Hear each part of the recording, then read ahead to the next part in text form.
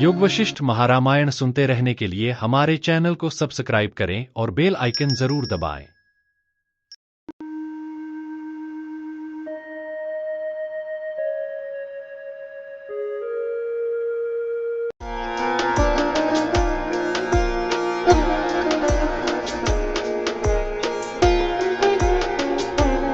पिछले एपिसोड में हमने जाना मन की प्रकृति और आत्मा का स्वरूप, मन पर नियंत्रण के उपाय तथा आत्मा की प्राप्ति और मोक्ष का मार्ग, जिसका वर्णन क्रमशः सर्ग 25, 26 और 27 में मिलता है। सर्ग 25 में विरोचन बलि को बताते हैं कि आत्मा और मन, जो राजा और मंत्री का संबंध है, अत्यंत महत्वपूर्ण है। मन आत्मा का मंत्री है, जो संसार के सभी कार्यों को संचालित करता है। जब तक मन सक्रिय रहता है, आत्मा अप्रकट रहता है। मन को नियंत्रित करने से आत्मा का साक्षात्कार संभव होता है। इसलिए मन को वश में करना आत्म साक्षात्कार की दिशा में पहला कदम है। सर्ग 26 में मन को वश में करने के लिए विरोचन बलि को बताते हैं कि बाह्य वस्तुओं में आसक्ति छोड़नी चाहिए और वैराग्य अपनाना चाहिए। यह प्रक्रिया कठिन प्रतीत हो सकती है, लेकिन निरंतर अभ्यास से यह संभव है। सांसारिक विषयों से विरक्ति और आत्मा की ओर ध्यान केंद्रित करने से मन शांत होता है और आत्मा का प्रकाश प्रकट होता है। सर्ग 27 में विरोचन बलि को समझाते हैं कि आत्मा की प्राप्ति के लिए निरंतर अभ्यास, वैराग्य और आत्मचिंतन आवश्यक है। जब मन शांत होता है और सांसारिक इच्छाएं समाप्त होती है, तब आत्मा का साक्षात्कार होता है। यह स्थिति मोक्ष है, जहाँ आत्मा ब्रह्म में लीन हो जाती है और जन्म मरण के चक्र से मुक्त हो जाती है। ये थे भावार्थ सर्ग 25, 26 और 27 के। और अब आइए विस्तार से जानते हैं आगे के सर्ग को। सर्ग 28, योग वशिष्ठ महारामायण उपशम प्रकरण। बलि को निश्चेष्ट देखकर दुखित हुए दानवों द्वारा शुक्राचार्य जी का स्मरण और उनका बलि की स्थिति कहकर दानवों का शोक दूर करना।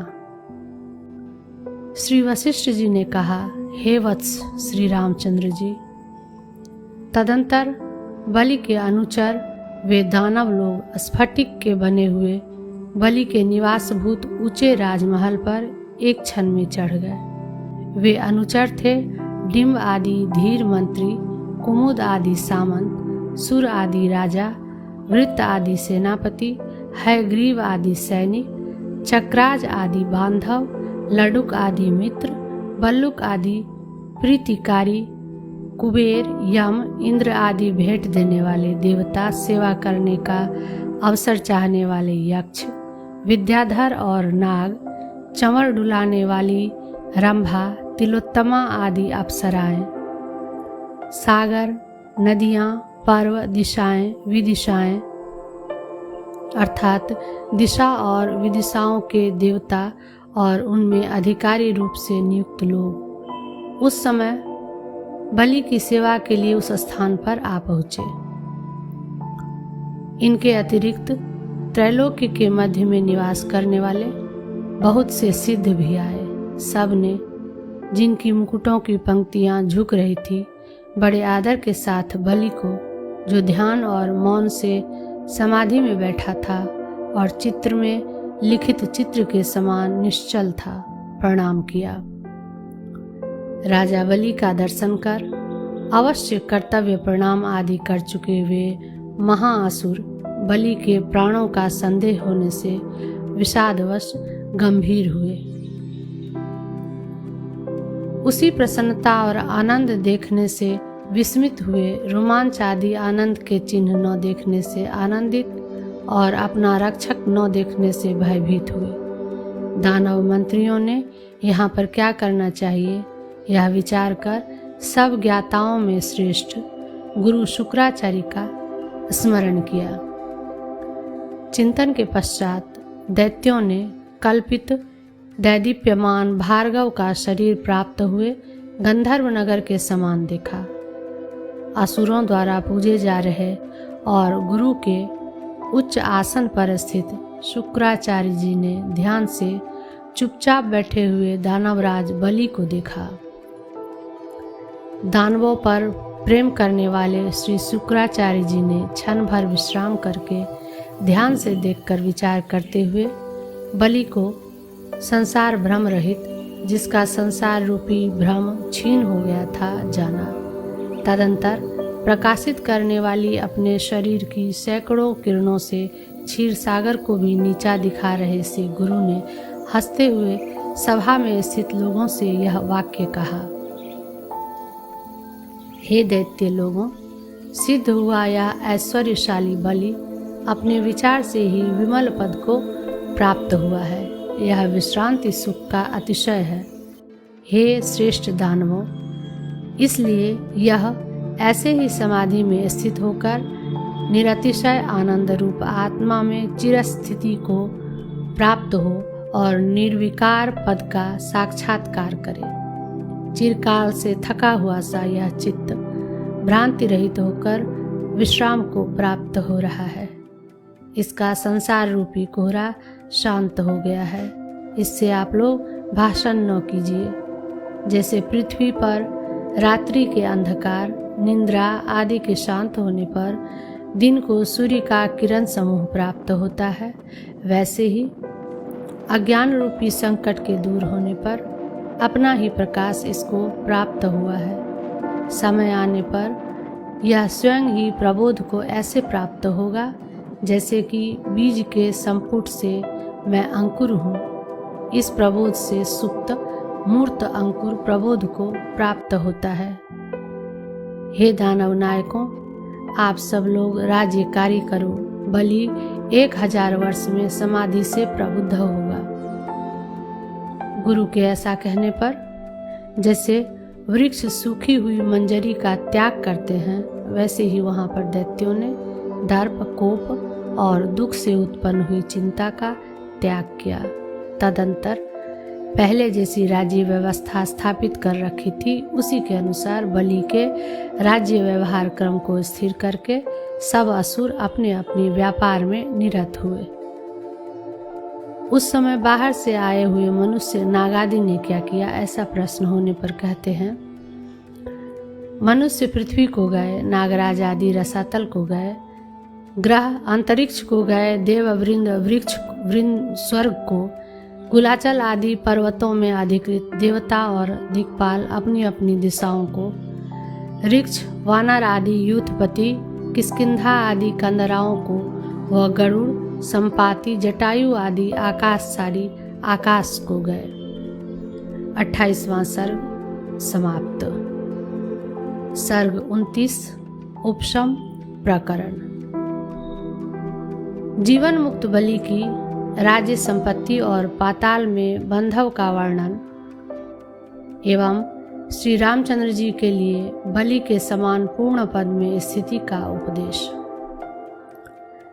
श्री वशिष्ठ जी ने कहा, हे श्री रामचंद्र जी, तदंतर पूरे 1000 दिव्य वर्षों के बाद असुर श्रेष्ठ महा ऐश्वर्यशाली बलि देवताओं की दुंदुभियों की तुमुल ध्वनि से समाधि से जागा।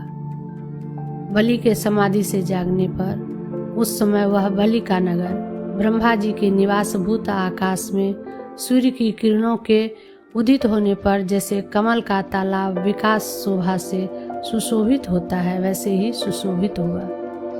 जागते ही बलि ने जब तक दानव उसके निकट नहीं आए तब तक समाधि भवन में क्षण भर विचार किया। आहा, यह पद भी बड़ी रमणीय, शीतल और पारमार्थिक है। मैं इस पदवी में एक क्षण स्थित होकर विश्रांति को प्राप्त हुआ हूँ, इसलिए इसी पदवी का अवलंबन करके मैं विश्रांति सुख को प्राप्त करूँ। बाह्य विभूतियों के उपभोग से मेरा क्या होगा, यानी उनसे इस प्रकार का कुछ भी विश्रांति सुख मुझे नहीं मिलेगा। समाधि के परिपाक से उत्पन्न आनंद राशि मेरे अंतःकरण को जैसे संतुष्ट कर रही है, चंद्रमा के बिंबों में आनंद लहरियां भी वैसा संतुष्ट नहीं कर सकती। यूं सोचकर विषयों से व्यावृत मन को फिर भी विश्रांति सुख के लिए लगा रहे बलि को चारों ओर से दैत्यों ने ऐसे घेर लिया जैसे चंद्रमंडल को मेघ घेर लेते हैं। उनके प्रणामों से बलि की दृष्टि आकुल हो गई। कुलाचलों के तुल्य विशाल शरीर वाले दैत्यों से घिरे हुए उसने उन्हें देखकर फिर यह विचार किया, चैतन्य रूप मेरा जिसका विकल्प नष्ट हो गया, कौन सा पदार्थ उपादेय है। उपादेय बुद्धि से ही बाह्य पदार्थों को देखने पर मन उनकी ओर आकृष्ट होने के कारण रागिता रूप मल को प्राप्त होता है, केवल दर्शन मात्र से नहीं। यदि कोई शंका करे कि मोक्ष की इच्छा से समाधि ग्रहण में ही आपका आग्रह हो, तो उस पर कहते हैं, मैं किससे मोक्ष की इच्छा करता हूँ, पहले मैं बंधा ही किससे हूँ। भाव यह है कि ज्ञान से अज्ञान और अज्ञान के कार्य का त्रैकालिक बाद होने पर बंध का दर्शन ही नहीं है। बद्ध न होता हुआ भी मैं मोक्ष चाहता हूँ, यह मूर्खों की चेष्टा का अनुकरण नहीं तो और क्या है। न मेरा बंधन है न मेरा मोक्ष है, मेरे अज्ञान का विनाश हो चुका। ध्यान रहने से ही मेरा क्या होगा अथवा ध्यान न करने से ही मेरा क्या होगा। ध्यान और अध्यान की भ्रांति का त्याग करके प्रत्यग रूप आत्म तत्व अपने दृष्टा स्वभाव से ही बाहर उदासीनता से देखता हुआ जिस वस्तु के प्रति आता है वह स्फुरित होता है, उतने से ही अज्ञों के तुल्य देहादि तादात्म्याध्यास से देहादि के वृद्धि और क्षय से होने वाले वृद्धि और क्षय मेरे नहीं हो सकते, जिससे अनर्थ हो। मैं न ध्यान की इच्छा करता हूँ और न ध्यान के अभाव की इच्छा करता हूँ, न भोगों की इच्छा करता हूँ और न अभोग की ही इच्छा करता हूँ, किंतु संताप रहित होकर सम रूप से स्थित होता हूँ। न परम तत्व की मुझे अभिलाषा है और न जगत की स्थिति की मुझे वांछा है, न तो ध्यान दशा से मेरा कोई प्रयोजन है और न धन संपत्ति से ही मेरा कोई कार्य है। देह संबंध का अभाव होने से मैं मरा भी नहीं हूँ और प्राण का संबंध न होने से मैं जीवित भी नहीं हूँ। न मैं मूर्त हूँ न अमूर्त हूँ और न मैं सन्मय हूँ। ये देह लोक आदि मेरे नहीं हैं, अन्य देह और अन्य लोक आदि भी मेरे नहीं हैं। प्रत्यक्ष चैतन्य रूप मुझको नमस्कार है। मैं महान हूँ, यह जगत साम्राज्य मेरा हो, इसमें स्थित होकर मैं बैठा हूँ, अथवा यहाँ पर जगत साम्राज्य मेरा न हो, मैं संताप रहित हो आत्मा में स्थित हूँ। ध्यान दृष्टि से मेरा क्या काम है, राज्य वैभव संपत्ति से मेरा क्या प्रयोजन है। जो आता है वह आए, न वह मैं हूँ और न वह मेरा है। यदि इस समय कर्तव्यत्व की आस्था से मेरा कुछ भी करणीय नहीं है, तो यह प्रस्तुत राज्य पालन रूप कुछ कर्म मैं किस लिए न करूं। ज्ञानवानों में श्रेष्ठ पूर्णात्मा बलि ने ऐसा निर्णय कर जैसे सूर्य कमलों को देखता है वैसे ही दैत्यों को देखा। यथा योग्य दृष्टिपात कर दैत्यराज बलि ने जैसे वायु फूलों की सुगंध ग्रहण करता है वैसे ही सब दानवों के प्रणाम ग्रहण किए। तदंतर बलि ने वहां पर ध्येय त्यागमय मन से सभी राजकार्य किए। ब्राह्मणों, देवताओं और गुरुओं की पाद्य अर्घ्य आदि से उसने पूजा की एवं मित्र, बंधु, सामंत और सज्जनों का उनके उचित दान, समादर आदि द्वारा सम्मान किया। नौकर चाकर और याचकों को धन से परिपूर्ण किया और भांति भांति के विभवों के समर्पण द्वारा ललनाओं को प्रसन्न किया। राजा बलि देवता असुर आदि सब पर शासन रूप राज्य में राज्यांग आदि की अभिवृद्धि को प्राप्त हुआ। तदंतर कभी उसकी अश्वमेघ यज्ञ करने की इच्छा हुई। उसने शुक्राचार्य आदि प्रधान पुरुषों के साथ अश्वमेघ नामक महायज्ञ किया, जिसमें तीनों भुवनों के लोग तृप्त किए गए थे और सब देवता तथा ऋषि पूजे गए थे। सिद्धि देने वाले भगवान श्री हरि बलि संसारी विविध भोगों का अभिलाषी नहीं है, ऐसा निर्णय कर बलि की अभिलाषा की सिद्धि के लिए उस यज्ञ में आए। एकमात्र भोग में आसक्त होने के कारण कृपण अतएव शोचनीय तथा अवस्था में ज्येष्ठ इंद्र को जगत रूपी जंगल का भाग देने के लिए अपने माया बल से 3 लोगों को अपने पग से नाप रहे कार्यकुशल श्रीहरि ने बलि को ठग कर जैसे कोई भूगर्भ में बने हुए पृथ्वी के अंदर स्थित घर में बंदर को बांधे, वैसे ही पाताल में बलि को बांध दिया। अब भी जीवन मुक्त शरीर वाला निर्विकल्प समाधि में बुद्धि रहित और नित्य आत्मनिष्ठ बलि पाताल में पुनः इंद्रत्व प्राप्ति के हेतुभूत प्रारब्ध से युक्त होकर स्थित है। पाताल रूपी गर्त में स्थित जीवन मुक्त गति वाला बलि आपत्ति और संपत्ति को समान रूप से ही देखता है। जैसे उदय और अस्त से रहित स्थिर किरण वाला चित्रलिखित सूर्य मंडल न तो अस्त को प्राप्त होता है और न उदित होता है, वैसे ही उसकी प्रज्ञा भी सुख और दुख में न तो अस्त होती है और न उदित होती है।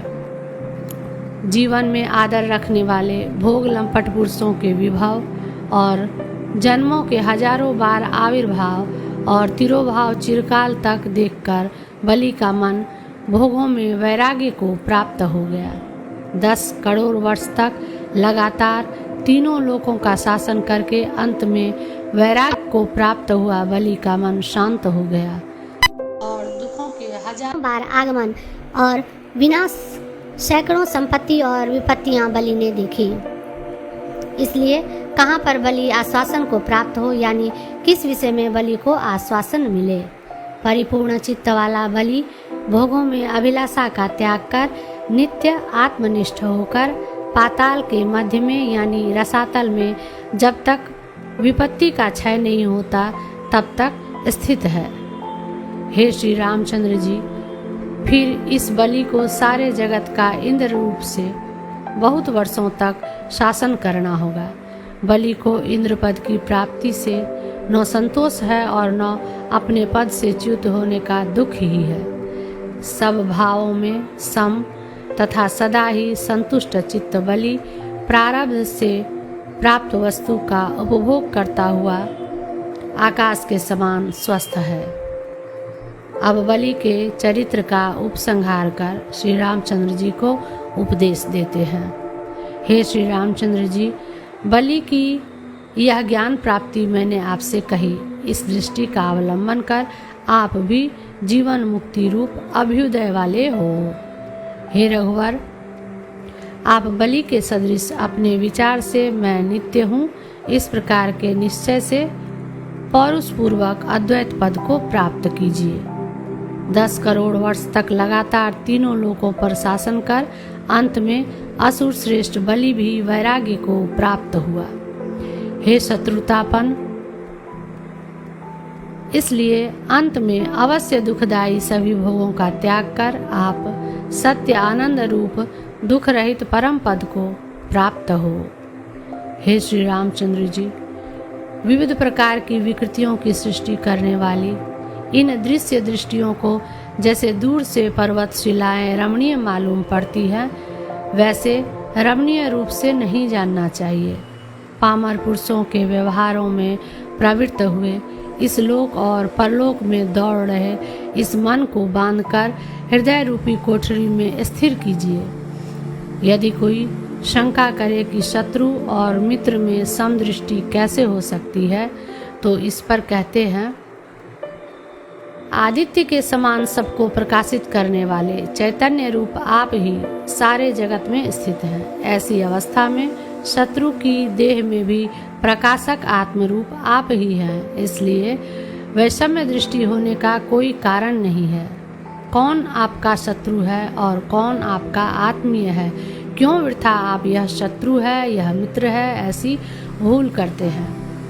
यदि श्री राम जी को शंका हो कि मैं जीव हूँ, मेरी ईश्वरात्मा समदृष्टि कैसे हो सकती है, तो इस पर कहते हैं, हे महाबाहो, आप अनंत हैं, आदि पुरुषोत्तम भी आप ही हैं। अनंत पदार्थों के आकार से चैतन्य रूप आप ही वृद्धि को प्राप्त हुए हैं। जैसे सूत में मणियाँ पिरोई होती हैं, वैसे ही सदा प्रकाशमान शुद्ध बुद्ध ज्ञान रूप आप में यह सारा चराचर जगत पिरोया हुआ है। कालकृत वैषम्य भी आप में नहीं है, यह कहते हैं। अज पुरुष विराट रूप आप शुद्ध चैतन्य ही हैं। न तो आप उत्पन्न होते हैं और न मरते हैं। आपको जन्म मरण भ्रांतियाँ न हो। तृष्णा बढ़ने पर जन्म आदि रोगों की प्रबलता और तृष्णा के कम होने पर जन्म आदि रोगों की दुर्बलता होती है। इस बात को अन्वय व्यतिरेक से जानकर भोगों की तृष्णा का त्याग कर आप एकमात्र भोग साक्षी ही होइए। आपके चैतन्य बल से ही यह जगत सिद्ध है, ऐसा कहते हैं। चिदादित्य रूप सदा प्रकाशमान जगत के अधिपति आपके स्थित होने पर ही यह संसार रूपी स्वप्न आभासित होता है। आप व्यर्थ विषाद मत करो। आपको सुख और दुख की अभिलाषा नहीं है। आप शुद्ध चित्त, सबके आत्मा और सब वस्तुओं के प्रकाशक हैं। यदि आप अशुद्ध चित्त ही हैं तो उसकी सिद्धि के लिए क्रम से उपाय सुनिए। ऐसा कहते हैं, जो जो वस्तु मन को प्रिय है वह अनर्थ साधन है, और जो तप, क्लेश, इंद्रिय संयम, प्राणायाम आदि मन को अप्रिय हैं, वे सब मेरे लिए आवश्यक हैं। ऐसी कल्पना कर सप्तम भूमिका का परिपाक होने तक उसके अभ्यास से मन के ऊपर विजय प्राप्त होने पर उस कल्पना का भी तदंतर त्याग कीजिए। इष्ट और अनिष्ट दृष्टि का त्याग करने पर अक्षय समता उत्पन्न होती है। अभ्यास से हृदय में स्थिर हुई समता से फिर प्राणी उत्पन्न नहीं होता। बालक की नाई जिन जिन प्रदेशों में मन निमग्न होता है, उन उन प्रदेशों से लौटाकर मन को अधिष्ठान चिन्ह मात्र में लगाए। भगवान ने भी कहा है, इस प्रकार अभ्यास को प्राप्त हुए मन रूपी मत हाथी को सब प्रयत्नों से बांधकर परम कल्याण प्राप्त होता है। जो लोग शरीर को ही परमार्थ जानते हैं, मिथ्या दृष्टि से जिनका हृदय दूषित है और जो भोग संकल्पों के अधीन है, ऐसे धूर्त मूर्ख पुरुषों की समता को आप प्राप्त न होइए। जो लोग पराधीन बुद्धि हैं, स्वयं विचार नहीं कर सकते, उनका अज्ञान ही महा अनर्थ है। आत्म तत्व के निर्णय में विवेक, वैराग्य आदि उपायों से दरिद्र परवंचक मूर्खों के कथन पर अवलंबित अज्ञान से बढ़कर इस लोक में अधिक दुखदायी और कोई नहीं है। हे महामते, आप हृदय रूपी आकाश में उदित हुए इस अविवेक रूपी मेघ को विवेक रूपी वायु से शीघ्र दूर कीजिए। जब तक स्वयं श्रवण, वैराग्य आदि पुरुष प्रयत्न से आत्म साक्षात्कार में यत्न नहीं किया जाता, तब तक विचारोदय नहीं होता। वैराग्य, विचार, श्रवण आदि के रहते हुए भी बहिर्मुख दृष्टि वाले पुरुषों को ज्ञान नहीं होता। इसलिए आंतरदृष्टि भी आवश्यक है। इस आशय से कहते हैं, जब तक प्रत्यक्ष तत्व का दर्शन नहीं होता, तब तक वेद वेदांत शास्त्रों के अर्थ और तर्कों की दृष्टियों से भी यह आत्मा प्रकट नहीं होता। यदि कोई कहे तब तो एकमात्र प्रत्यक्ष तत्व दृष्टि ही ज्ञान के लिए पर्याप्त हो, गुरु के उपदेश का क्या प्रयोजन है? तो इस शंका पर कहते हैं, हे श्री रामचंद्र जी, आत्मा में अपने से ही स्थित हुए आप विस्तृत बोध को प्राप्त हुए हैं। मेरा उपदेश होने पर ही आपको बोध हुआ है। विकल्प के अंश से रहित चैतन्य रूप सूर्य परमात्मा की यह विस्तृत व्याप्ति देशतः, कालतः और वस्तुतः अपरिच्छिन्नता मेरे उपदेश से ही आपको गृहीत हुई। आपके सब संकल्प नष्ट हो गए हैं, संदेह भ्रम शांत हो गए हैं, कौतुक रूपी तुषार हट गया है, आप संताप शून्य हो गए हैं। हे मननशील श्री रामचंद्र जी, जब आप आत्म तत्व के आवरण और विक्षेप से रहित होंगे, तब आप जो प्राप्त ही है ऐसे ज्ञान और ज्ञान के साधन, विचार, गुरु, शास्त्रोपदेश आदि का मोक्ष के लिए जो स्वीकार करते हैं, जो विवेक, वैराग्य आदि की यत्न से रक्षा करते हैं, जो आलस्य, प्रमाद आदि दोषों पर यत्न से विजय प्राप्त करते हैं, जो समाधि सुख रूपी अमृत को पीते हैं, जो उत्तरोत्तर भूमिका में आरूढ़ होने से आश्चर्य करते हैं और जो सप्तम भूमिका में विश्रांति से पूर्व अवस्था से अधिक सुख के उत्कर्ष से अभ्युदय को प्राप्त होते हैं, वह सब आपको न हो, किंतु ब्रह्म स्वरूप ही आप स्थित रहे। 29वां सर्ग समाप्त।